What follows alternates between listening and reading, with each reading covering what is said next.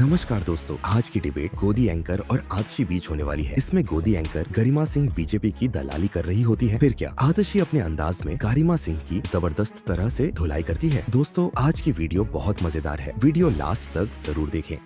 Picture चालू करो बे। ये लगता है, मैं ये मानती हूँ, हो सकता है मैं दिन में 12 घंटे काम करती हूँ, हो सकता है मैं दिन में 14 घंटे काम करती हूँ।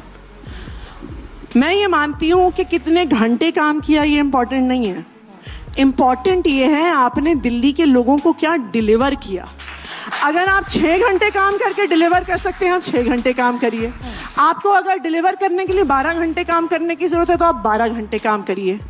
मैं 16 घंटे काम करके भी दिल्ली वालों को 24 घंटे बिजली ना दे पाऊँ, सस्ती बिजली ना दे पाऊँ, अच्छे स्कूल ना दे पाऊँ, अच्छे कॉलेज ना दे पाऊँ, युवाओं को नौकरियाँ ना दे पाऊँ, तो फिर जो आजकल सुनने में आता है कि हमारे कुछ नेता 16 घंटे 18 घंटे 20 घंटे काम करते हैं, इतने घंटे काम करने का कोई फायदा नहीं है। सही बात है। नैरेटिव ये भी है ना, हमें डिलीवर करना होगा। नहीं, एक नैरेटिव ये भी है आतिशी भाई, पॉलिटिक्स में भी एक कंपटीशन है सीट के लिहाज से और बाकी और तमाम लिहाज से भी, वोट शेयर के लिहाज से। तो प्रधानमंत्री मोदी के बारे में कहा जाता है कि 24/7 काम करते हैं, जब से प्राइम मिनिस्टर बने तब से एक भी छुट्टी नहीं ली।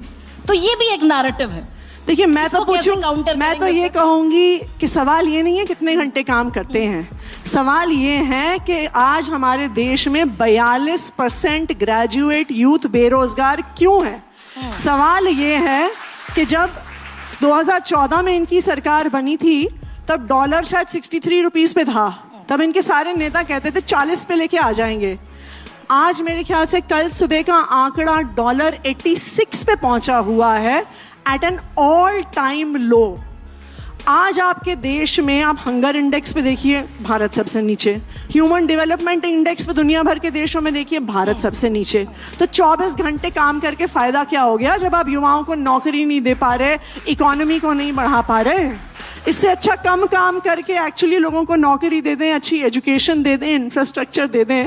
तो मैं तो चाहूंगी कुछ घंटे कम काम करके इन यंग लोगों को कुछ डिलीवर कर दें। तो काम कम हो लेकिन डिलीवरी ज्यादा हो। अब उसी डिलीवरी पर मैं अगर आऊं तो दिल्ली में एक बेनिफिशियरी क्लास के चलते एक हिस्टोरिक विन 2015 में, and itself again historic win in 2020। अभी का चुनाव ये मुश्किल चुनाव है क्या? क्योंकि अपने ही बार को कॉम्पीट करना है। 67 सीटें 62 सीटें, मुश्किल चुनाव है इस बार। देखिए, हर चुनाव मुश्किल होता है, कोई भी चुनाव आसान नहीं होता। आप 2015 अगर आप ही अपने चैनल के आर्काइव्स उठा के देखिएगा और आप 2015 के आम आदमी पार्टी के नेताओं के इंटरव्यू देखिए, आप अपना 2020 के जो हम आम आदमी पार्टी के नेताओं के इंटरव्यू उठा के देखिए, तब भी आप यही सवाल पूछ रही होंगे कि ये चुनाव बहुत मुश्किल है। फाइनली चुनाव आसान या मुश्किल है कि नहीं है, ये इस बात पे मैं मानती हूँ डिपेंड करता है कि जहाँ से आप चुनाव लड़ रहे हैं। इनके यहाँ पे दिल्ली के लोग क्या आम आदमी पार्टी के अरविंद केजरीवाल जी के काम से खुश हैं या नहीं है। चुनाव आसान है या मुश्किल है, ये सिर्फ इस चीज पर डिपेंड करता है। और अगर लोग सरकार के काम से खुश हैं तो वो उनको वोट देंगे, अगर खुश नहीं है तो किसी और को वोट देंगे। आपने अरविंद केजरीवाल का जिक्र किया और मेरा अगला सवाल उन्हीं पर था कि 2020 का जब इलेक्शन कैंपेन कर रहे थे अरविंद केजरीवाल, तो उन्होंने कई जगहों पर एक बयान दिया था कि अगर 2025 तक मैं यमुना साफ नहीं कर पाया तो अगले चुनाव में मुझे वोट मत देना। इन 2025 is in front of us. तो जो वो पुराना बयान था, हालांकि ये कन्फेस कर लेना कि हम नहीं यमुना साफ कर पाए, तो क्या जब अरविंद केजरीवाल के चेहरे का जिक्र आता तो इंडिया अगेंस्ट करप्शन से निकली हुई कैसी पार्टी जो कहते थे कि गाड़ी नहीं लेंगे, बंगला नहीं लेंगे, सिक्योरिटी नहीं लेंगे, आज के चुनाव में बीजेपी के पास सबसे बड़ा मुद्दा शीश महल का है, करप्शन का है, शराब घोटाले का है, मैं उसमें तथाकथित जोड़ देती हूँ। तो ये एक निश्चित तौर पर एक टफ डिफिकल्ट बैटल है क्या दिल्ली का?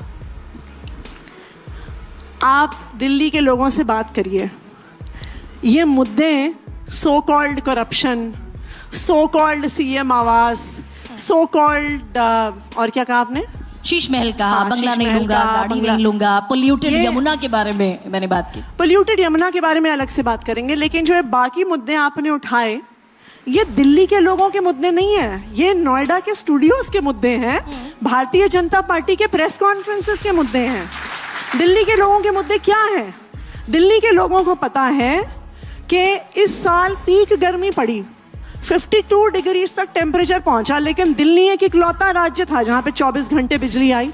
इनके जो दोस्त और रिश्तेदार फरीदाबाद में, नोएडा में, गाजियाबाद में, गुड़गांव में रहते हैं, उनके घर पे 6-6 घंटे के पावर कट लग रहे थे, लेकिन दिल्ली में 24 घंटे बिजली आ रही थी। ये है लोगों का मुद्दा। नहीं, लेकिन एक परसेप्शन मैं बताती हूँ कि पब्लिक का तो मैं तो आप तो ये जो परसेप्शन पे चुनाव लड़ते रहे, तो इसीलिए मैं कह रही हूँ कि पब्लिक के मुद्दे क्या हैं और प्रेस कॉन्फ्रेंसेस और टीवी स्टूडियोज के मुद्दे क्या हैं, उसमें अंतर है। इन युवाओं का मुद्दा क्या है? इनके लिए मुद्दा है कि अगर ये स्कूल खत्म करके इनको कॉलेज में एडमिशन लेना है, इनको एडमिशन मिलेगा कि नहीं मिलेगा। इनका मुद्दा ये है कि कॉलेज की पढ़ाई खत्म करके अगर हम निकलते हैं हमें नौकरी मिलेगी कि नहीं मिलेगी। इनका मुद्दा ये है कि जब हम घर से बाहर कदम रखते हैं हम सेफ होंगे या नहीं होंगे, हमारे घर में किडनैपिंग की कॉल तो नहीं आ जाएगी, एक्सटॉर्शन की कॉल तो नहीं आ जाएगी। ये हैं जनता के मुद्दे, ये हैं दिल्ली के लोगों के मुद्दे जिन पे वो अपना वोट 5 फरवरी को डालने जाएंगे। नहीं, अपार्ट फ्रॉम द इश्यूज, आप रियल इश्यूज की बात कर रही हैं, लेकिन एक परसेप्शन पर आम आदमी पार्टी खड़ी हुई, और मैंने उन 3 शब्दों का जिक्र किया, इंडिया अगेंस्ट करप्शन। इस परसेप्शन पर आम आदमी खड़ी हुई थी। हम खुद रामलीला मैदान दफ्तर की जॉब, दफ्तर की शिफ्ट पूरी करके हम खुद रामलीला मैदान जाया करते थे। उस परसेप्शन को डेंट है क्या, मैं ये पूछना चाहती हूँ। अब आप मुझे बताइए, आम आदमी पार्टी का कोई भी नेता नहीं बचा जिसके घर पे रेड नहीं हुई, जिसके ऑफिस पे रेड नहीं हुई, जिसके लॉकर पे रेड नहीं हुई, जिसके गांव में रेड नहीं हुई। 1 रुपया भी कहीं पे भारतीय जनता पार्टी को नहीं मिला। हम ये देखते थे बचपन से, जब से हम बड़े हुए, जब से ये सीबीआई और तब ईडी की जगह दूसरी एजेंसी होती थी, ये जब अपने छापे मारते थे तो क्या मिलता था? बड़े बड़े ढेर कैश के मिलते थे, उसकी रंगोली बनाते थे कैश की, उसे लिखते थे CBI। सोने के बिस्कुट मिलते थे, शेल कंपनीज के कागज मिलते थे, प्रॉपर्टी के कागज मिलते थे, जी कुत्ते के नाम पे मकान खरीदा हुआ है, यही होता था। आम आदमी पार्टी के नेताओं के यहाँ पे क्या मिला? मनीष सिसोदिया जी के लॉकर में एक उनके बच्चे का चांदी का झुनझुना मिला भारतीय जनता पार्टी को।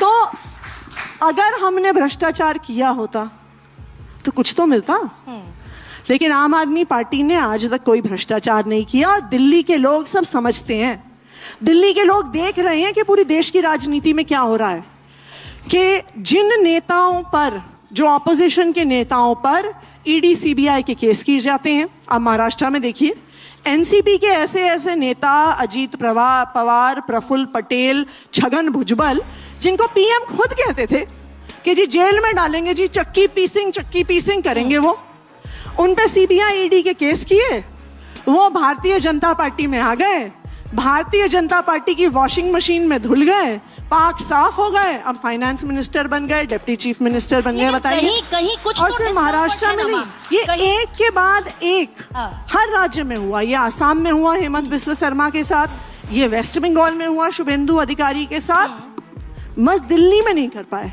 नहीं, लेकिन दिल्ली में भी कुछ डिस्कम्फर्ट है क्या, कहीं कुछ असहजता है क्या, कि वो जो बॉक्सेस खाली थे वो एहन चुनावी मौके पर आम आदमी पार्टी अपनी पॉलिटिकल स्ट्रैटेजी में शामिल कर रही है। भाई, महिला सम्मान 1000 रुपए देने का ऐलान बजट में हुआ, बाकायदा 2000 करोड़ का बजट एलोकेट हुआ, और मार्च से लेकर अप्रैल, मई, जून, जुलाई, अगस्त, सितंबर, अक्टूबर, नवंबर एंड दिसंबर, और दिसंबर में आकर आपने कहा कि भाई एडिशनल अब हम 2100 देंगे, लेकिन देंगे कब? जब चुनाव के बाद लौट कर आएंगे। तो ये इतना डिलीवरी, जिस डिलीवरी की बात करते हैं उसी में डिलेज हुआ। देखिए, आपको भी पता है कि आम आदमी पार्टी की सरकार के काम रोकने की कोशिश जिस तरह से हुई है, मुझे लगता है कि देश के इतिहास में किसी पार्टी को इतना परेशान नहीं किया गया होगा। जब से हमारी सरकार बनी, कभी कोई गलत नोटिफिकेशन निकाल के, कभी एलजी साहब के माध्यम से हमारे काम रोकने की कोशिश हुई। हमने लड़ के, झगड़ के दिल्ली वालों के काम करवाए। ये तो आखिरकार जब कोई पॉलिसी सक्सीड नहीं हुई तो हमारे मंत्रियों को जेल में डालना शुरू कर दिया। ये भी एक नैरेटिव आम आदमी पार्टी ने बिल्डअप किया क्या? शीला दीक्षित का एक मैं पुराना इंटरव्यू सुन रही थी, उनसे यही पूछा गया कि भाई Delhi is not a complete state, पूर्ण राज्य नहीं है, तो ये मसला तो चलेगा, आधा हिस्सा एलजी को जाता है, आधा हिस्सा दिल्ली की चुनी हुई सरकार को जाता है। शीला दीक्षित ने कहा कि भाई ये सिचुएशन तो हमारे समय पर भी थी, अटल बिहारी वाजपेयी प्रधानमंत्री हुआ करते थे और every week we schedule a meeting with lieutenant governor, तो रिजॉल्व करनी होती है चीजें नैरेटिव बनाने के बजाय। तो ये भी एक नैरेटिव बिल्डअप किया बिल्कुल गया भी नहीं, बिल्कुल भी नहीं। जब हमारी सरकार फरवरी 2015 में बनी, जो पावर शीला दीक्षित जी के पास होती थी, उस पावर को मई 2015 में हमारी सरकार से एमएचए ने, होम अफेयर्स ने छीन लिया, एक नोटिफिकेशन निकाल के कि अफसरों पर अब दिल्ली सरकार का कंट्रोल नहीं होगा, दिल्ली सरकार के अफसरों पे केंद्र सरकार का कंट्रोल होगा। 8 साल हमने सुप्रीम कोर्ट, हाई कोर्ट में, सुप्रीम कोर्ट में, कॉन्स्टिट्यूशन बेंच में इस लड़ाई को लड़ा और कोर्ट ने आदेश दिया कि ये ऑर्डर गलत था, गैर कानूनी था, गैर संवैधानिक था, और उन्होंने कहा कि ये सारी पावर चुनी हुई सरकार के पास होनी चाहिए और संविधान देता है। उसके बाद बीजेपी ने क्या किया? 8 साल की कानूनी लड़ाई के बाद 8 दिन के अंदर वो फिर से एक कानून लेके आ गए हमारी पावर छीनते हुए। तो देखिए बीजेपी ने कोई कसर नहीं छोड़ी। लेकिन मैं आपको ये भी बता दूं, दिल्ली वालों के लड़ने के लिए हमने भी कोई कसर नहीं छोड़ी है पिछले 10 साल में। और आप इस बात को देखिए, जैसे मैं आपको एक बात बताती हूँ, चलिए हम तो आधे राज्य की आधी सरकार है, भारतीय जनता पार्टी की तो 20 राज्यों में सरकार है, 22 राज्यों में सरकार है। मैं चैलेंज देती हूँ उनको, वो कोई एक राज्य बता दे जहां पे वो 24/7 इलेक्ट्रिसिटी दे पाते हैं पूरी पावर होने के बाद। मैं उनको चैलेंज देती हूँ कि वो कोई एक राज्य बता दें जहां पे सरकारी स्कूलों के नतीजे प्राइवेट स्कूलों से बेहतर आ रहे हैं। वो कोई एक राज्य बता दें जहां पे गवर्नमेंट स्कूल के बच्चे जेईई और नीट का एग्जाम क्लियर करके देश के बड़े बड़े इंजीनियरिंग कॉलेज, मेडिकल कॉलेज में एडमिशन ले रहे हैं। ठीक है मैम। इन्होंने हमारी पावर छीनी, हमें रोकने की कोशिश करी, हमारे नेताओं को जेल में डाल दिया, लेकिन हम भी बहुत ढीठ हैं जी। दिल्ली के लोगों ने हमें चुन के भेजा है, उनका काम हम करके रहेंगे, नहीं, लेकिन चाहे ये कितनी भी प्रताड़ना कर लें। आप ये बताइए, दिल्ली के पास एक लिटरेट मुख्यमंत्री है, पढ़ी लिखी, और सबसे ज्यादा पढ़ी लिखी, ये भी मैं एक एडिशनल एडजेक्टिव जोड़ देती हूँ, लेकिन वही मुख्यमंत्री जो संवैधानिक पद है दिल्ली के मुख्यमंत्री का, उसकी कुर्सी को खाली छोड़ती हैं और दूसरी कुर्सी पर बैठती हैं। ये तो डेमोक्रेटिकली इलेक्टेड मुख्यमंत्री का कॉन्स्टिट्यूशनल पोस्ट है। How it could be vacant? Delhi के मुख्यमंत्री का पद वैकेंट? दिल्ली के मुख्यमंत्री का पद वैकेंट नहीं है। दिल्ली की मुख्यमंत्री मैं हूँ, संविधान की मैंने शपथ ली है। से जो मुख्यमंत्री की कुर्सी है उसको खाली छोड़ा, ये बात हमें समझनी पड़ेगी कि दिल्ली के लोगों को भी पता है कि जो अरविंद केजरीवाल जी के साथ हुआ वो गलत हुआ। उनको भी पता है कि ऐसा ईमानदार नेता इस देश के इतिहास में कभी नहीं आया, नहीं, लेकिन ये मैसेजिंग गलत हो गई क्या? काम किया और उस आदमी को परेशान कर करके पहले उसके काम रोकने की कोशिश करी, काम नहीं रुक पाए तो एक एक करके उनके मंत्रियों को जेल में डालना शुरू किया। पहले सत्येंद्र जैन जी को जेल में डाला कि हेल्थ सेक्टर का काम रुके, वाटर सेक्टर का काम रुके, फिर मनीष सिसोदिया जी को जेल में डाला कि एजुकेशन सेक्टर का काम रुके। जब कुछ भी नहीं चला तो अरविंद केजरीवाल जी को खुद उठा के जेल में डाल दिया। अब आप देखिए, सुप्रीम कोर्ट ने जब अरविंद केजरीवाल जी की जमानत हुई 2014 में, सुप्रीम कोर्ट ने एक बारी पहले कहा था कि CBI is like a caged parrot.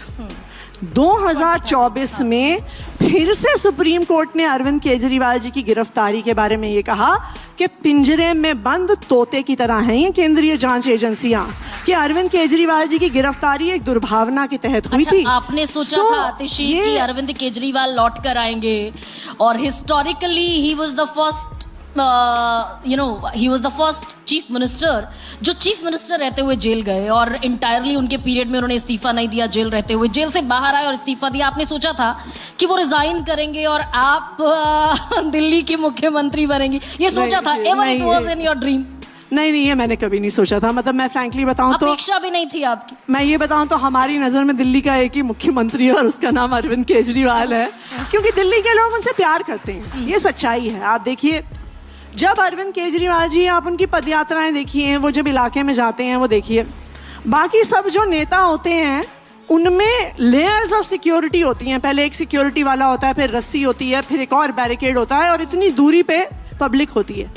आप अरविंद केजरीवाल जी को देखिए, वो सड़क पे निकलते हैं, लोग उनको लिपटते हैं, बुजुर्ग महिलाएं उनको कंधे से, उनको हाथ से रोकती हैं। यहाँ पर मेरा एक छोटा सा कॉन्ट्राडिक्शन है मैम। यहाँ पर मेरा एक छोटा सा contradiction there is a love and affection जो दिल्ली के लोगों का उनके प्रति है। नहीं, लेकिन जिस वीवीआईपी कल्चर का वो विरोध किया करते थे 2013 के रामलीला मैदान ग्राउंड में, उसके बाद जब मुख्यमंत्री बने तो मैं खुद उनकी प्रेस कॉन्फ्रेंसेस में, उनकी रैलीज में रही, और बाकायदा वीवीआईपीज के लिए अलग लेन होती थी। तो ये एक अलग सा बदलाव हुआ क्या? आम आदमी पार्टी में भी हुआ। आप कभी आइए, आप कभी देखिए अरविंद केजरीवाल जी की पदयात्रा। मैं तो कई बार हंसती हूँ, मतलब खास करके बुजुर्ग महिलाएं, वो ऐसे उनको पकड़ लेती हैं, उनको लिपट लेती हैं, उनको झप्पी मारती हैं और छोड़ती नहीं है। ये एक प्यार होता है। आप इसको बहुत रेयरली कभी राजनीति में देखेंगे। आप रेयरली देखेंगे कि पॉलिटिकल रैलीज और पॉलिटिकल मीटिंग्स में आम आदमी पार्टी के आने से पहले ना जनरली पुरुष ही आते थे, लेकिन आम आदमी पार्टी के पदयात्राओं में अरविंद केजरीवाल जी से मिलने के लिए इतनी महिलाएं आती हैं, बुजुर्ग महिलाएं आती हैं, बच्चे तक आते हैं। अच्छा, मैं महिलाओं पर आप आ गई हैं और समय आप थोड़ा सा कम है, वाइंड अप करना है, लेकिन दिल्ली की इतनी स्ट्रांग मुख्यमंत्री प्रेस कॉन्फ्रेंस में रोने क्यों लगती हैं, आंसू क्यों छलकाते हैं? ऐसा कौन सा वो एक इमोशनल लेवल पर पहुंचा मन कि देखिए क्या है कि जब आप पॉलिटिक्स में होते हैं ना, तो बहुत कीचड़ उछाला जाता है, बहुत गाली गलौच होता है, और ओवर द इयर्स क्या कहें, हम थोड़े थिक स्किन्ड भी हो जाते हैं। लेकिन जब हमारे परिवार की बात आती है तो इंसान थोड़ा इमोशनल तो हो जाता है। अच्छा, रमेश बिधूड़ी, और रमेश बिधूड़ी जी ने सिर्फ मुझ पर गंदी बातें नहीं कही, सिर्फ प्रियंका गांधी जी पे नहीं कही, उन्होंने मेरे बुजुर्ग और बीमार पिताजी को गालियां दी। तो मुझे लगता है कि कुछ गिरने की कोई सीमा भी होती है। तो जहाँ पे, जैसे मैंने कहा, इंसान को अपने परिवार से अटैचमेंट तो होता ही है। लेकिन रमेश बिधूड़ी ने उसके बाद भी कहा कि घड़ियाली आंसू थे और ये सारी चीजें फिर कहते। देखिए क्या है कि हर इंसान अपनी बोलचाल में और अपनी भाषा में अपना चरित्र दिखाता है। मुझे लगता है रमेश बिधूड़ी जी ने एक हफ्ते में चुनाव लड़ते लड़ते अपना गुंडागर्दी का, अपना गाली गलौज का, अपनी महिलाओं से अभद्रता का चरित्र दिखा दिया। और इसका एज मिलेगा कालका जी में आपको। देखिए क्या है, कालका जी का चुनाव ना बहुत क्लियरली दो तरह की राजनीति के बीच में हो गया है। एक है पढ़े लिखे लोग, प्रोफेशनल लोग जो पॉलिटिक्स में आए, उनकी राजनीति, और दूसरी गाली गलौच और गुंडागर्दी की राजनीति। तो मुझे लगता है कि कालका जी के लोग बहुत क्लियर हैं कि वो कहाँ पे वोट करने वाले हैं। वोट करेंगे। वरुण बैठे हैं सामने, वरुण प्लीज आस्क। मैम, एक सवाल मेरा आपसे ये है कि क्या दिल्ली की पॉलिटिक्स फ्री विच पर हो गई है? फ्री की सेवाएं, फ्री की तमाम चीज़ें, पूरा एक नैरेटिव सेट हो गया है। अब वही कांग्रेस कर रही है, वही बीजेपी कर रही है, आपने एक नैरेटिव सेट कर लिया। कल मेरी किसी से बात हो रही थी, उन्होंने कहा कि जो ज़्यादा पैसे देगा सोचेंगे उसके बारे में। तो क्या ऐसी स्थिति बन गई है दिल्ली के अंदर? फ्रीबी क्या होता है? जो एमपीज और वीवीआईपीज को घर भी फ्री में मिले, सारी बिजली पानी फ्री में मिले, सरकारी गाड़ी फ्री में मिले, वो फ्री भी नहीं है। जो प्रधानमंत्री जी के दोस्तों को लाखों करोड़ के लोन माफ हो जाए, वो फ्री भी नहीं है। लेकिन अगर एक गरीब परिवार को जो एसी भी नहीं इस्तेमाल कर रहा 200 यूनिट बिजली फ्री मिल जाए, वो फ्री भी हो गया। एक लड़की को कॉलेज जाने के लिए, जिसको हो सकता है कि दूरी की वजह से एक लोअर मिडिल क्लास के माता पिता एक बच्ची को कॉलेज नहीं भेजते, उसको बस की टिकट फ्री मिल जाए और वो कॉलेज में पढ़ाई कर पाए, वो फ्री भी हो गया। एक परिवार को अपने बेसिक वाटर यूजेज का राइट मिल जाए, वो फ्री भी हो गया। तो मुझे ये लगता है कि हमें इस बात को समझना पड़ेगा, जो आम आदमी पार्टी ने किया है, हमने एक आम परिवार को एक बेहतर, एक डिग्निफाइड जिंदगी देने का काम किया है। पहले गरीबों के बच्चे टीन टप्पर वाले स्कूल में पढ़ते थे, बरसात में छत से पानी टपकता था, सर्दियों में टूटी हुई खिड़कियों से ठंडी हवा आती थी, बच्चे टाट पट्टी पे बैठ के पढ़ते थे। इन्हीं बच्चों पर सवाल पूछूंगी आतिशी। एक सवाल सुकेश पूछना चाह रहे हैं। आतिशी जी, पिछला 2 चुनाव 15 और 20, वो चुनाव आम आदमी पार्टी और बीजेपी के बीच हो गया। कांग्रेस की जो पॉलिटिकल स्पेस थी वो सब आप लोगों ने खा ली। अब इस बार ये कहा जा रहा है कि कांग्रेस अच्छे से चुनाव लड़ना चाहती है, कांग्रेस उसको ट्रायंगुलर बनाने की कोशिश में है। तो क्या ये डर है और क्या आप